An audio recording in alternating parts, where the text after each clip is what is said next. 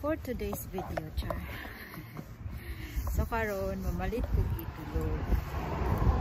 Wala namang itlog, tapos ang itlog there is doon lang sa amuang gipuyan na maligag. Murag siya as in poultry na gamay.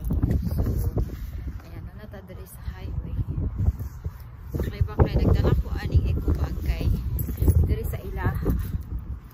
As in wala magdala kag eco bag, wala sila plastic, wala sila paper, wala sila mga supot, wala. Ato ka grocery, magdala jud og eco bag nimo, or kung dili imo jud ang gunitan tanan imong dala kay wala sila eco bag, or pagpalit ka na sila baligya palit og eco bag. So karon para maka-exercise pud ko, maglakaw lang ko magpalit og itlog kay nag-duty akong partner tapos alauna man mag-open tong itlog. So karon maglakaw-lakaw sumaw ni sila. Grabe ilahang diri kalsada, as in sa mga subdivision wide kaayo siya, tapos ang mga balay walay mga kasagaran, wala sila'y kural, as in fence, as in nice kaayo. Subdivision na siya pero ang ilahang as in dalan, grabe ka wide. Walay kasagaran jud diri, walay mga kural, walay mga gate ang balay, pero ang uban na apod, pero usually wala gyud. Wala ko dito masaag. First time pa na ko palit og itlog nga magbaklay ra ko. Saag ang person. So ang kani siya dili sa kay dako nga city, Invercargill City, diri sa South Island, New Zealand. So as in, summer pa nila diri karon, pero super tugnaw. Thank you so much Ate Jing sa ihatag niya na jacket, pang winter siya.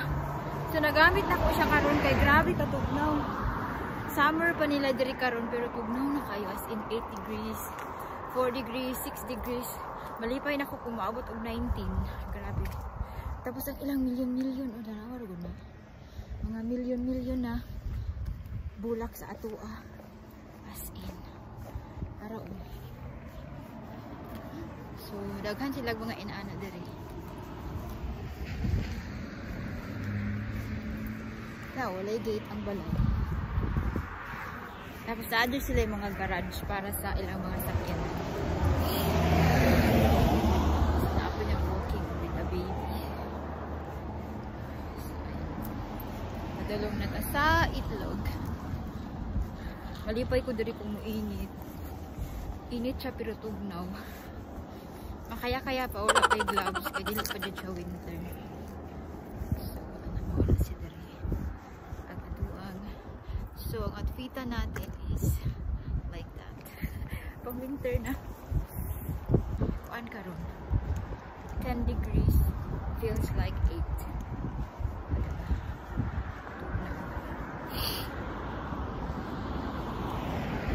Tapos wala kayo sakyanan diri. Wala sakyanan. Ang mga tao diri halos na ay mga sakyanan. So wala kayo public transport. Naa sila yung bus pero gamay ra kay manakay. Taxi, maihap ra pud siya.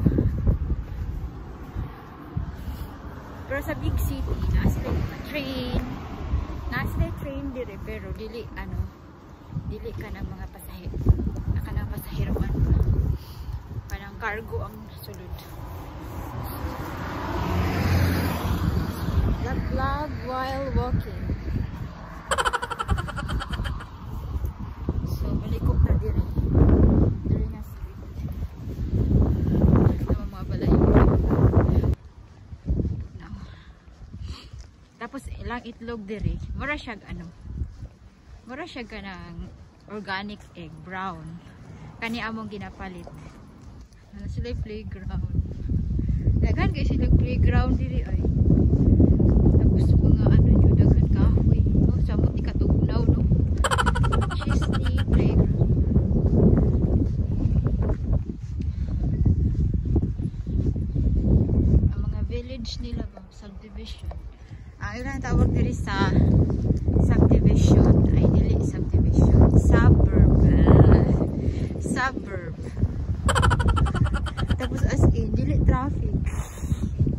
Nagsara kay sakyan na tanaw na ganyan.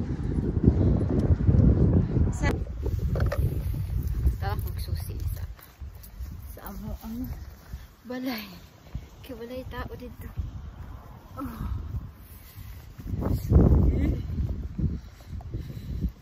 Diba? Sige, nagpagwantaw na. Ito ako ka-experience ng snow. Sustugnawa dyan di ayasin. Sustugnawa. Oh my goodness. Init siya pero ang hangin. Grabe ka tugnaw. So, yung mga vacant lot. Vacant lot. So, tingala na sila karon. O, saan na siya? Sige, istorya. Siya rais. Super tugnaw.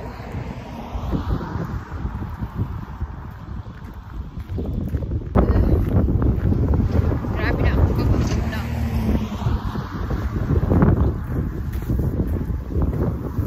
Tapos grabe diri ay kana makita nimo sa kana mga social media as in ka nice, super nice. Kaso lang diri nga city medyo ano siya ang weather windy na ay time na adjoy adlaw nga grabe mura siya bagyo ang ilang hangin diri kana lang as in super kusog ang hangin pero dili siya everyday pero ano awar na it's windy ay salamat ni init so ayan tara magbaklay ta.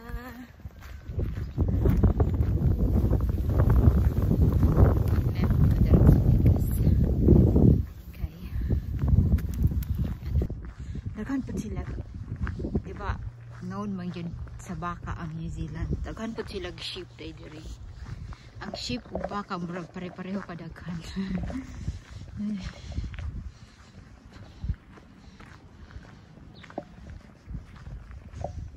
Hindi siya drill pit. Ano na yung mga farm? Darawa. Mga sheep.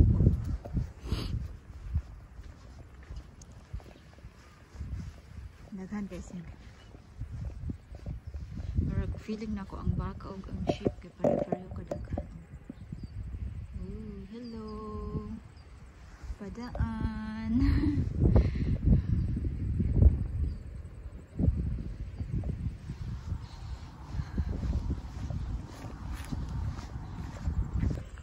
Kani siya pang windbreaker ni siya. Oh. Naadyan sila yung mga inani diri.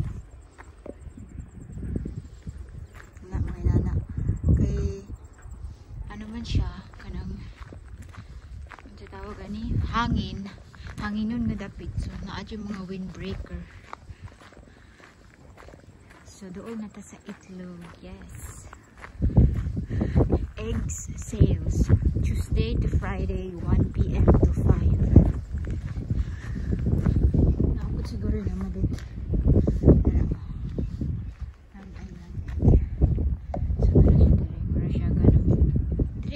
poultry farm. So poultry farm siya. Tara sa loob.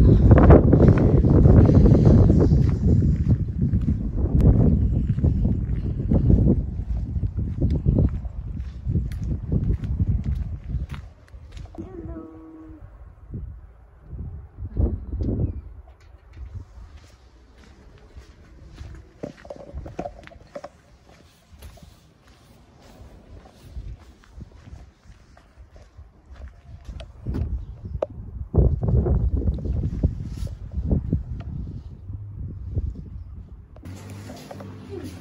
$12 at 12.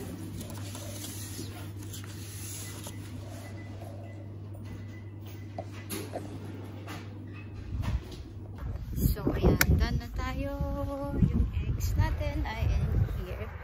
So uwi na tayo. Walking again. Baklay-baklay na punta. So wala na sila parang large. So ang ibili ko na lang yung jumbo med half a tray na iwan.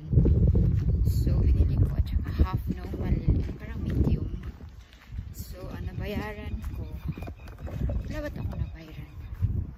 12, 13, $13.50. So medyo dili na siya kayo mahal. Parang na kay $20 yun. As in 600 pesos something ang isa ka tray. Karoon salamat ito. Dili na kayo siya mahal. So let's go. XR in the house, char.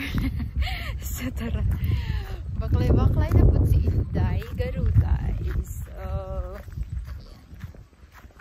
Let's go. Uwi na.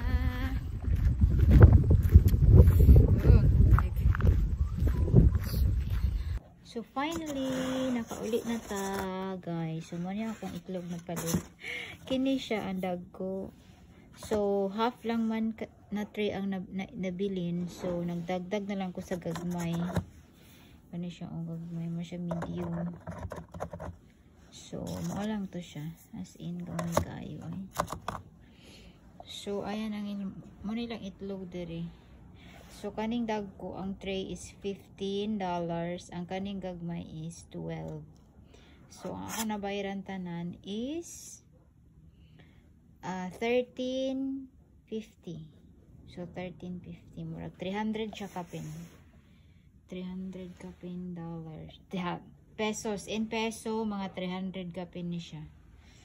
So barato na siya last time ano katong large nila na mix pod na apple large na idagko pa.